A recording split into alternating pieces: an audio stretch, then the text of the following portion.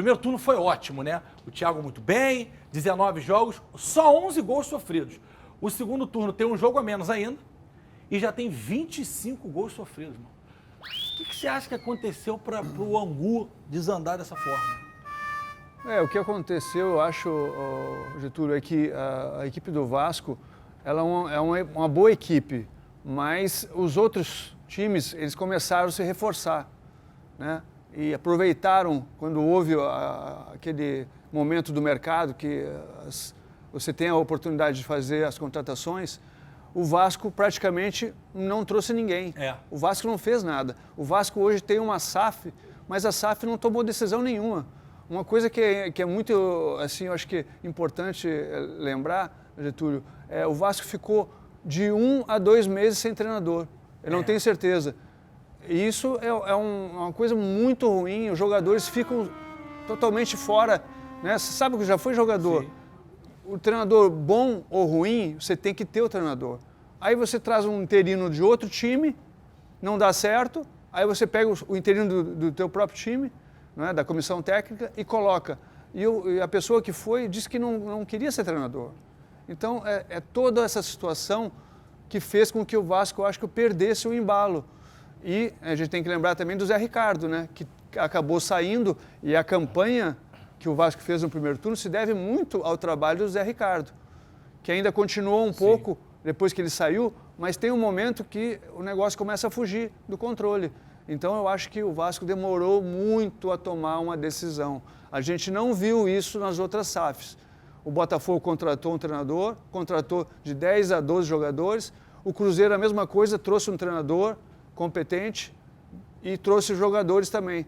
Agora o Vasco, ele fez a SAF, mas parece que não mudou nada. Eu não vi mudança nenhuma. Continua a mesma coisa. Então, hoje o Vasco acaba tendo esse tipo de situação. A equipe começou a sofrer, a ter dificuldades, né? Não tinha mais aquele encaixe quando tinha com o Zé Ricardo. E a gente vê que não houve nenhuma mudança, no sentido de, por exemplo, você ter um meia novo, um atacante novo, não é? Ou até mesmo um volante. Né? E o Vasco depende ainda do Nenê. O Nenê tem 41 anos. Ele pode ajudar o Vasco? Pode. Mas ele não pode ser o jogador mais importante do Vasco. E hoje ele ainda é o jogador mais importante do Vasco. E o Vasco dependendo dos lampejos de um menino de 18 anos, que é o Andrei, carregando essa carga. Que está jogando muito. E os outros 3 lá da frente também, Getúlio e Flávio. Os 3 lá na frente, o Figueiredo, o Ignaldo, o Marlon Gomes, estão jogando muito. Pô, mas sozinho não dá, cara. E teoricamente não era para estar na conta dos moleques, né? Tinha que ter mais gente ali dando suporte, como o Botafogo trouxe um monte de cara mais conhecido, né? Não é para trazer o Messi, não é para trazer o Messi, nem o Neymar, não é. É trazer jogadores para ajudar. Essa volta do Alex, Mauro, você esperava um pouquinho mais? Você acha que essa readaptação é complicada? Como é que você está vendo? O Alex Teixeira, que é um grande ídolo, né? É a mesma situação, né, Getúlio, do Nenê. É tu ter que esperar muito de um jogador que está chegando sem ritmo. Ele estava num lugar, né, que o pessoal não joga tanto. Né, e aí ele chega aqui, pega um time já com dificuldades e ele tem que ser o salvador da pátria. Não consegue, infelizmente. Eu acho que houve o erro maior do Vasco, para mim, está nessa situação de depender de um último jogo lá em Itu, contra o Ituano, foi de não ter tomado decisões no momento certo. Né? O treinador tem que ter um treinador. Bom ou ruim, você tem que ter um treinador. Sim. E a modo de comparação, isso que o Mauro falou, o Ituano no meio do ano, nessa última janela, contratou 7 jogadores. Desses 7, hoje, 3 são titulares. E o Ituano no primeiro turno estava lá embaixo. Estava lá embaixo. Começou a crescer depois que saiu o Mazzola e assumiu o interino que está aí até hoje. Então, assim, eu concordo e eu acho que as escolhas da direção em relação ao treinador influenciaram diretamente na performance do time dentro do campo. Ó, torcedor vascaíno, fica ligado, daqui a pouco a gente preparou um mano a mano especial para Vasco e Ituano, até para ilustrar isso que o Mauro está dizendo e que o Flávio estão dizendo. Se você for botar no papel, eu acho que vai dar 12-0 Vasco. Os 11 jogadores e mais o treinador. Daqui a pouquinho a gente tem um mano a mano, porque agora ele já está prontinho na redação com o seu tupete fake news, porque o cara que tem mais entrada que a Genesse Arena tem mais entrada que o baile do Mandela. Todos os lados você entra aqui, ó. E aqui tem um tufinho de grama, igual de golfe, que bota aqui pra bater na bola, já viu? Mas sabe tudo de jornalismo esportivo, dá uma aula de informação.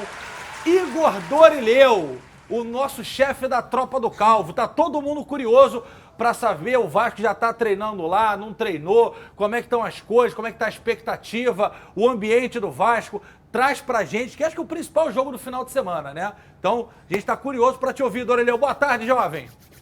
Boa tarde, GV. Sem dúvida, o principal jogo aí do futebol brasileiro nesse fim de semana. Boa tarde, Flávio. Boa tarde especial também ao Mauro Galvão e a todo mundo que está ligado nos donos da bola. O Vasco já está, sim, em Itu. Chegou ontem à tarde, depois de uma viagem de pouco mais de 2 horas. Na verdade, desembarcou no aeroporto de Viracopos, que fica em Campinas, e de lá pegou um ônibus, um trajeto um pouco menor que 1 hora até chegar na cidade de Itu. Os jogadores estão concentrados em um resort que tem um campo de futebol para que eles possam treinar até o dia da partida. Essa viagem, a princípio, aconteceria no sábado, mas a diretoria decidiu antecipar essa ida a Itu para que a concentração aconteça por um período maior. Bom, falando agora do time do Vasco, tem um desfalque já confirmado. O lateral esquerdo Edmar levou o 3º cartão amarelo contra o Sampaio Correia e não joga. O Paulo Vitor é o substituto natural na posição. Mas também tem outras 2 novidades entre os relacionados.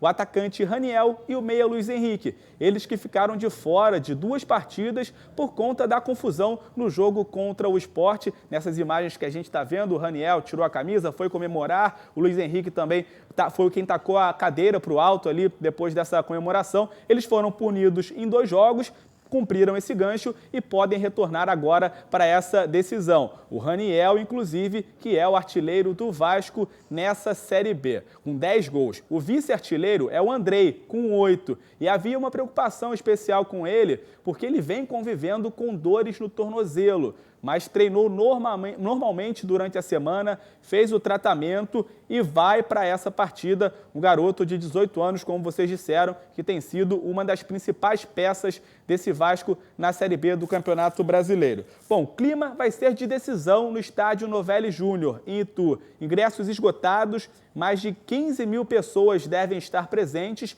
sendo 4 mil torcedores vascaínos. Inclusive, o árbitro para essa partida é um árbitro importante, o Wilton Pereira Sampaio, árbitro de Copa do Mundo, ele que vai ser o dono do apito no domingo. Vale lembrar que o Vasco precisa apenas de um empatezinho para, depois de 2 longas temporadas na Série B, voltar à elite nacional, GV. Muito obrigado, Igor Dorileu. Não sei que frio é esse que você está sentindo na redação, né? Ganhou casaco novo e está querendo fazer graça, é isso? Tá bonito, Tá hein? frio, aqui é gelado, cara. Tá parecendo um marca-texto. Eu sei o motivo, mas eu não vou falar para Então não quebrar conta. ele. Não, conta. A gente queima Não, mesmo. não vou quebrar ele não, porque... É o quê? Ele tá com uma camisa ridícula por baixo? Também, mas não é esse o principal motivo, Vou não. tentar adivinhar, então. Palmeirense? Tá com a camisa do time de coração dele? Não.